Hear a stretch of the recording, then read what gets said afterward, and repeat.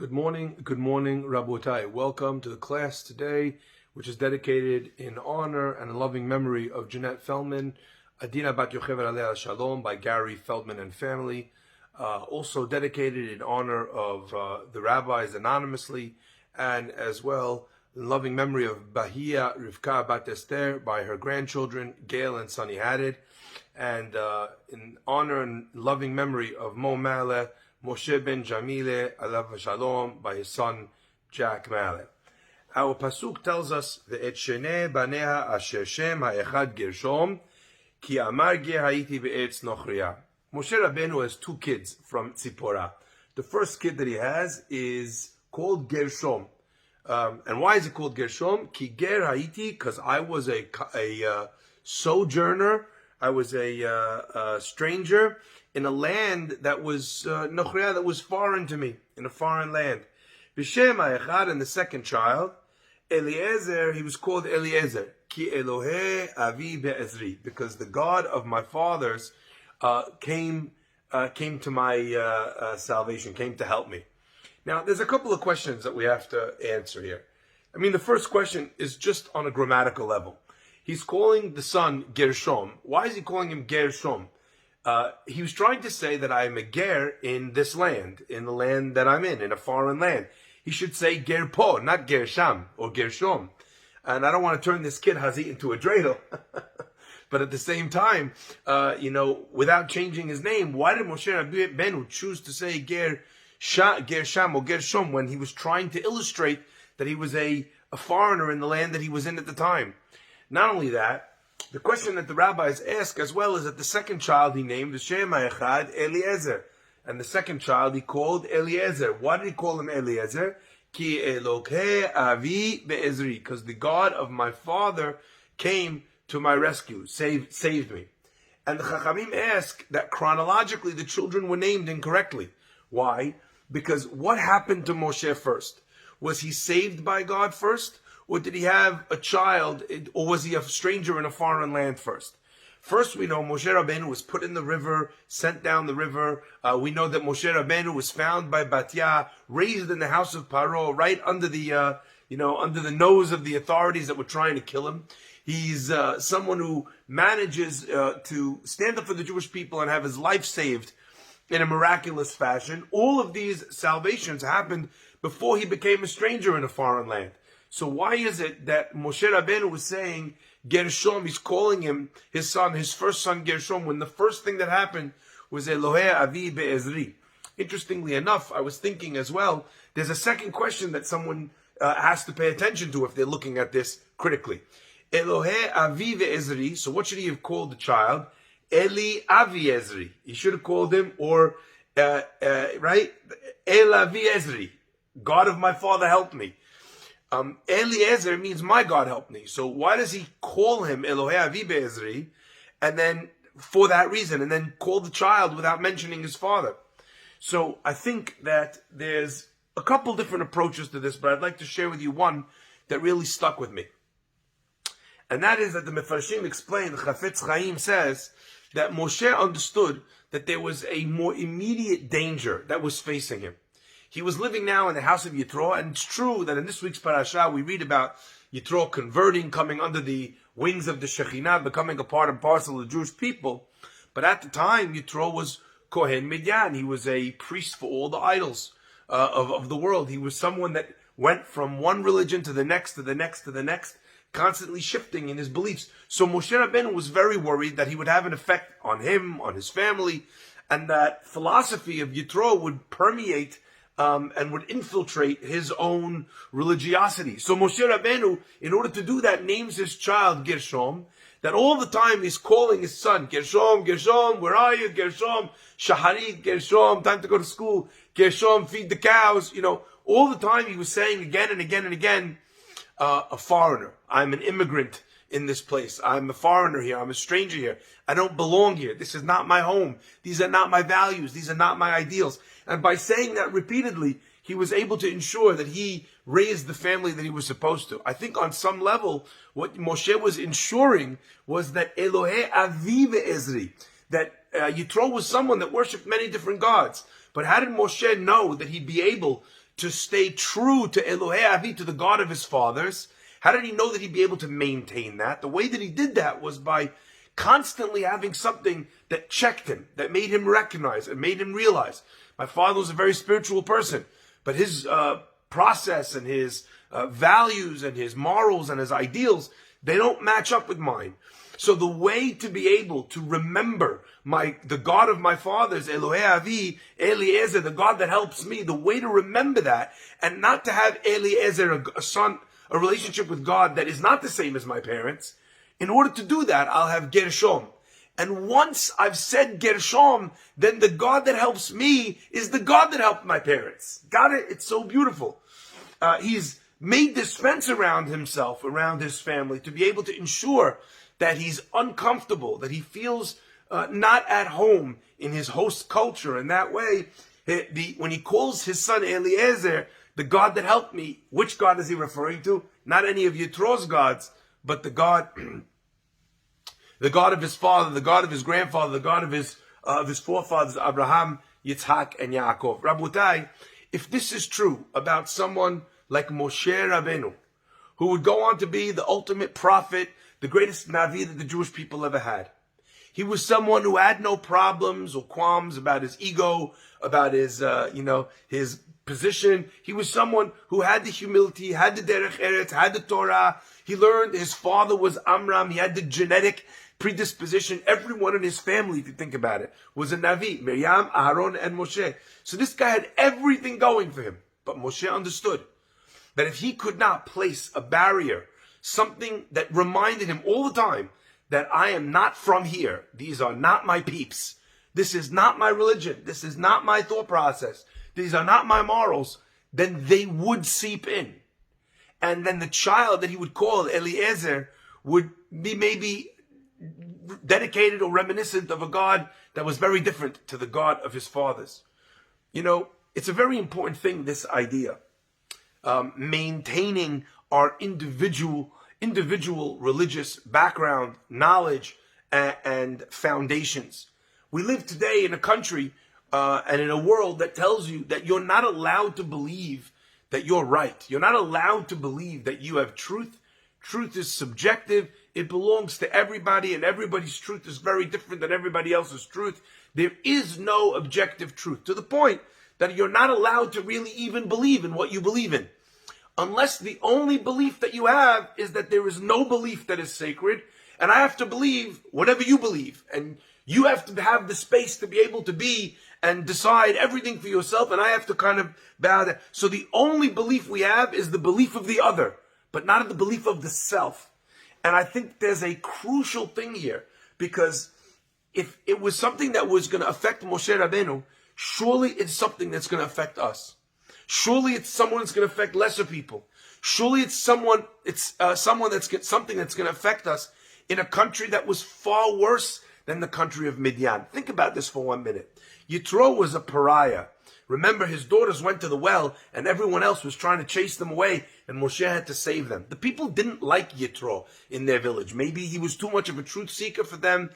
He made them uncomfortable. But Moshe was fighting the influence of one man, of one home, one household. Whereas we are inundated all the time on our phones, in the streets, advertisements. If you have a television or radio or newspaper, it's in your face all the time. And by the way, even if you have a Jewish newspaper or a Jewish magazine, also some of these things are being thrown at you all the time. Luxury as a Jewish necessity. That's a new thing. And that's being blared all the time. The finest cuts of meat. Your family deserves the best wine, the best meat. In ancient times, the best wine and the best meat was a way to talk about the wayward derech, the wayward ways of a ben sorer umoreh, a child that was going to rebel and throw everything away and become not just a glutton, but eventually a thief to support his habits, and then a murderer. So these ideas, they are permeating our world. And we need a constant pushback to say, this is not who we are, this is not what we value, this is not what we're about. Who does that for us? And how do we ensure that we have that? Rabotai, one of the great tragedies of this week was that we were unfortunately, through our many, many mistakes and averot, we lost 4 giants, 4 great tzaddikim in a span of one day. Rav David Soloveitchik, Harav Torsky, Rav Abraham Torsky, Rav Shiner, Rav Avidan, and they were very different, each one from the other. But they brought very unique gifts to the Jewish people. All of them, though, did one thing that I feel they shared in common. With each one of their different and varying gifts, one in philosophy, one in the lumdus of brisk, each one bringing their own piece to the table, one in building the shivas of Kamenetz, another one in teaching the world about chesed and tzedakah, each one of them bringing different things. But they did say something. They communicated a way which was different than the world around us. That they were clearly the same in. They preached and lived and breathed a way of Torah and mitzvot that said that the life of a Jewish person is supposed to be like this. It's supposed to be higher. It's supposed to be more important, less trivial, less transient. Moshe was not just saying, Ger Sham, I'm a Ger here. He was saying, in effect, he could have chosen to say, Ger Po, I'm calling my son, I'm a stranger here, or I'm a stranger there.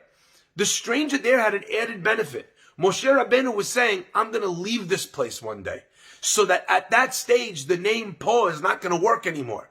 I know that my path is going to take me away from here, back towards Eretz Yisrael, back towards a different life's mission. And therefore, I'm going to call my son Ger Sham. He was illustrating already from then that I'm so not at home here, that I'm prepared and ready, and even making names in my family that illustrate that I'm going to go there. But I think it's deeper than that. What Moshe was effectively communicating was wherever he would go, the child would be Ger Sham. There was really nowhere here on earth that Moshe Rabbeinu really felt at home.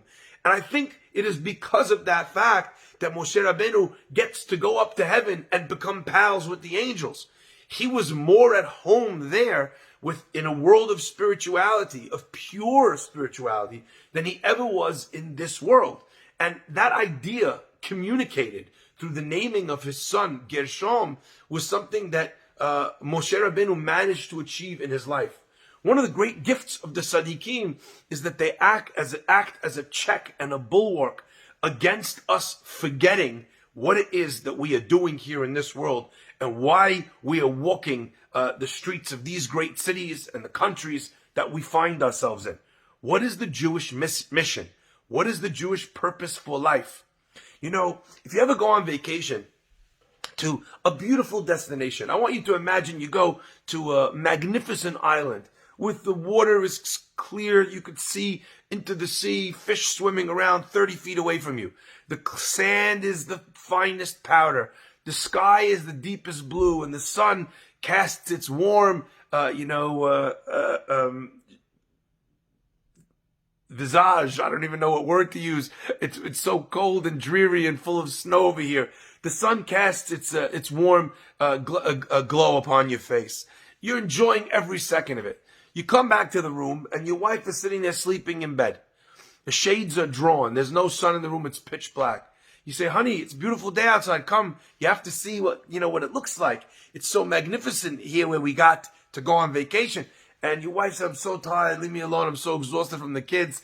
I just want to sleep. Anyway, she sleeps through the day. She comes out at night. You can't see outside. You can't see the ocean. You can't see the sky. You can't see. Next day in the morning, again, the guy gets up. Baruch She'amar, the sun rises on the ocean. He's going crazy. What a beautiful, it's literally Gan Eden outside. His wife is sleeping, till she wakes up again after sunset. She doesn't get to see. Eventually, the guy says to his wife, you begged me to take you on a beautiful vacation. We're here in the most beautiful place on earth, and you actually haven't gone out to see and take advantage of this place. Who doesn't see the beautiful sights of a city? Who doesn't go to visit the Empire State Building and the Statue of Liberty and, Rockefeller Center? Who doesn't go? The people who live here don't go see the beautiful things in this city. That's how it works, always. Go to France, ask a French guy about the nuances of the Eiffel Tower. You don't know. Ask a tourist, they'll tell you, well, it was built in the year, right? Why? Because the tourists come to see things that they only get a chance to see for a short amount of time. When you come there and you feel comfortable, I have this museum and this park and that, arch. I have time to go. And then you never go. What's crucial to a traveler is to remember that they do not come from that place. And that soon they will be going to another place. And if they don't take advantage of the beautiful things that this city or this village or this town or this island has to offer, soon the vacation's over and you're going to be in that place again. The Mishnah tells us always that a person, if he's trying to avoid sin, should remember, me'ayin bata, where did you come from and where are you going to? If you remember that you are a finite being and you're only here in this world for a short amount of time, before you move on and you transition to olam haba, to the next world, you will always feel like Moshe tried to feel, a visitor in your place. And that will mean that every day when you wake up, you'll try and grab every single extra moment that you have, from that place. I remember a little while ago, we just went to a hotel and we arrived at the hotel. It was too early for check-in. And the person said, I can't check you in yet. You're too early for check-in. But if you want, you could leave your bags here and feel free to make use of the hotel and, walk the grounds or whatever. A person comes to a hotel for 3 days or 2 days or a day. So even though you're going to check in, before you check in, you're trying to get the grounds. And after you check out, you leave your stuff by security and you're still going to the pool and, hanging out on the roof and whatever the case might be, because you have a limited time there. Moshe Rabbeinu was someone that always wanted to remember that he and we indeed have a limited time here. And what are we going to do with the time that we have? It's such an important message that we learn from Moshe Rabbeinu. The Chafetz Chaim, in encouraging people to use their time here on earth wisely, he would tell them all the time that they should learn the Shulchan Aruch, study the laws, know how a Jew is supposed to live, and that's an incredibly important thing. So someone once asked the Chafetz Chaim, why is it so important to you that you should have study the laws of Shulchan Aruch? Don't we know anyway? All Jewish people have a portion in the world to come. And the Chafetz Chaim answered, he said, that's true. But Chazal tell us, anyone who studies halachot every day, he can be assured that he's ben olam haba. He is a son of olam haba. A portion, every Jew has a portion. But a portion can be very, very, very small. Ben olam haba means, this is my house, I live here. I'm a child of this home. All the amenities, all the rooms, everything that is there in Olam, that's all for me. And how does a person get that? By learning the ways that a Jew is supposed to live, throughout their life. And it's such an important thing, this idea, to be able to appreciate, both in terms of the world and the way that you live your life here and gaining and making sure that you use every single moment, but also in terms of planning, so to speak, for the future. Now, one of the beautiful things I always like to point out when we talk about the Gedolim is this specific idea. The Rav Yisrael Salanta once wrote a magnificent idea. He says, the Gemara asks, what is an Epicor? Someone that denies God, has no portion in Olam Haba. Who is this person that has no portion in the world to come? And the Gemara says he's an Epicor. He's a denier. Ask the Gemara, what is an Epicor? And the Gemara says in the name of Rabbi Yosef, I remember Yosef, anyone who says, my ahanele Rabbanan, what are the rabbis doing for me? Someone today dedicated the class in honor of all the rabbis. Hazaku Baruch. It's a perfect day for this idea to be shared. My ahanele Rabbanan, what did the rabbis do for me? They read, they learn the Torah, they do for themselves. They study for themselves. Right? Rashi says on those people, these people don't realize that in the zechut of the great tzaddikim that study and learn Torah, the world exists for them. Rav Yisrael Salanta asks a beautiful question. He says, I don't understand. Good, you want to tell me, a guy says, my ahanele Rabbanan, what good are the rabbis? They're sitting there studying, what good does that do for me? I understand, it might not be such a nice thing to say.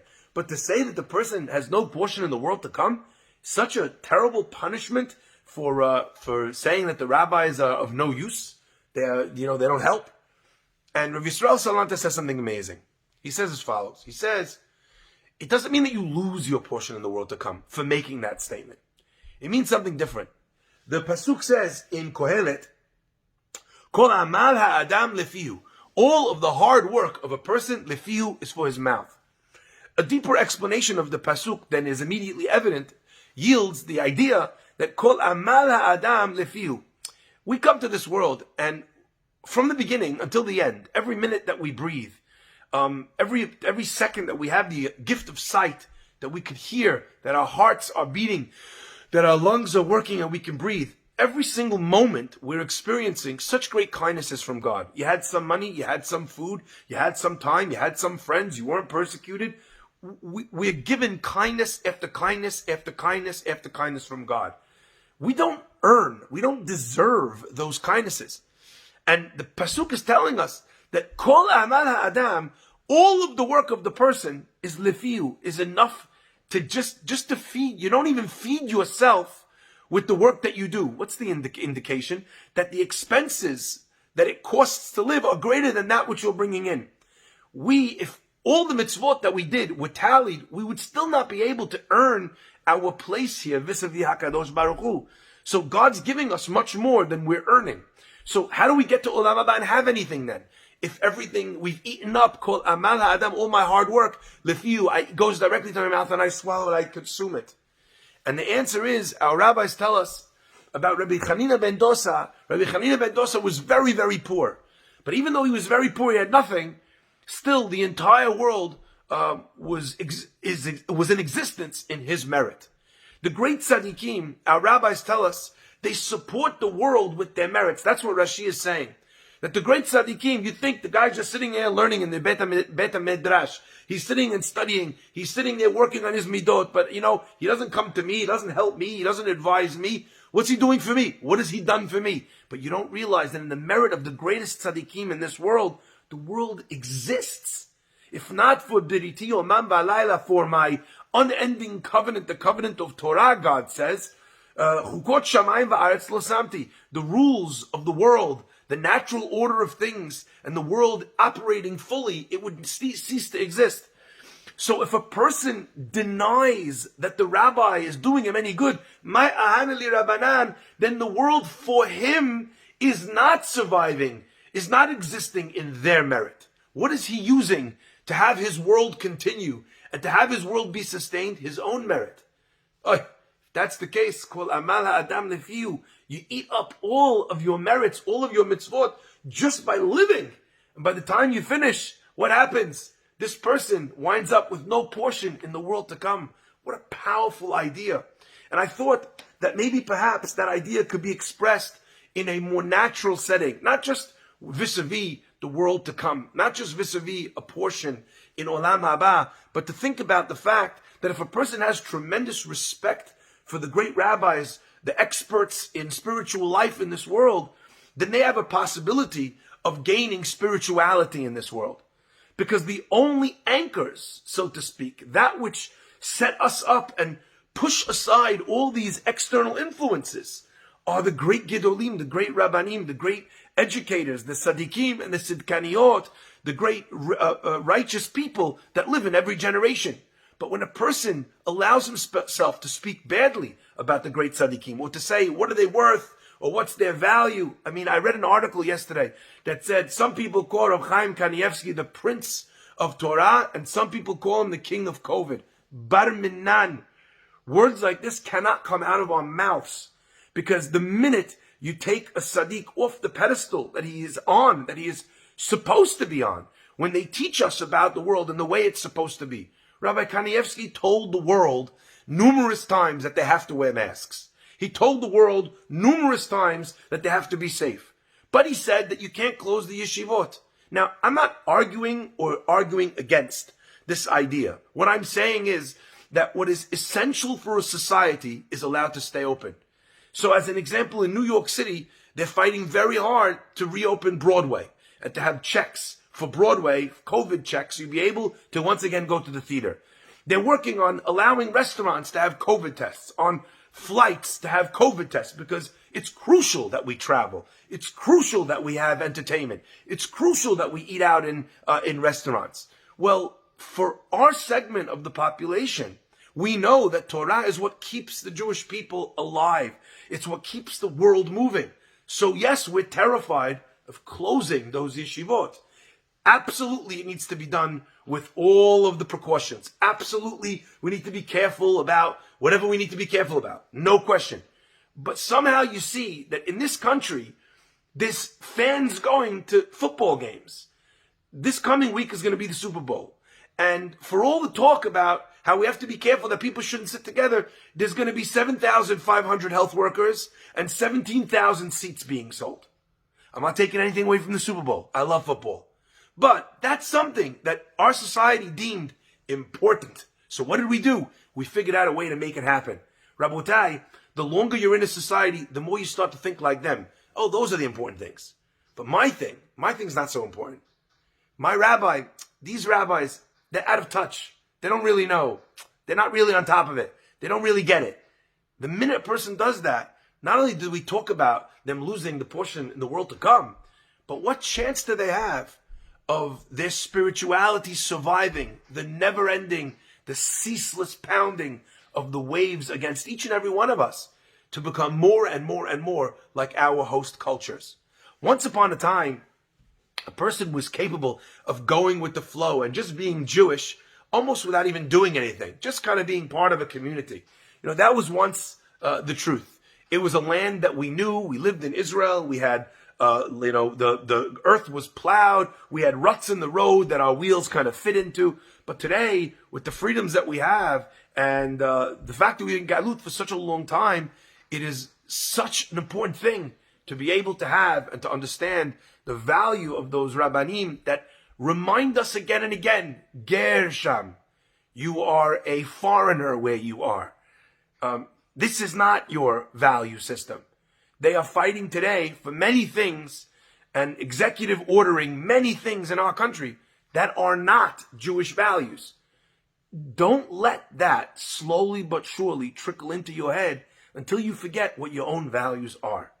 That is the value of the great tzaddikim, that they stand up and remind us again and again what it really means to be a Jewish person and what it really means to follow in the ways of the Torah. And after this week, we are that much poorer. We are that much without a shepherd. We are that much more responsible to step up, each and every one of us, and do our very best to be able to uphold the Jewish way of life, the way of living by Torah, and ensuring that our children and grandchildren are also following in the ways of HaKadosh Baruch Hu, that we will say about the children in the future, Eli Ezer, that they will recognize that it is only God's help that helps us get through our life. And the only way to get to Eli Ezer is to call the first son Gershom, is to have a little bit of discomfort in the places that we are in, with the values that they hold, and with the ideals that they are espousing. Baruch Adonai Le'olam. Amen ve'amen.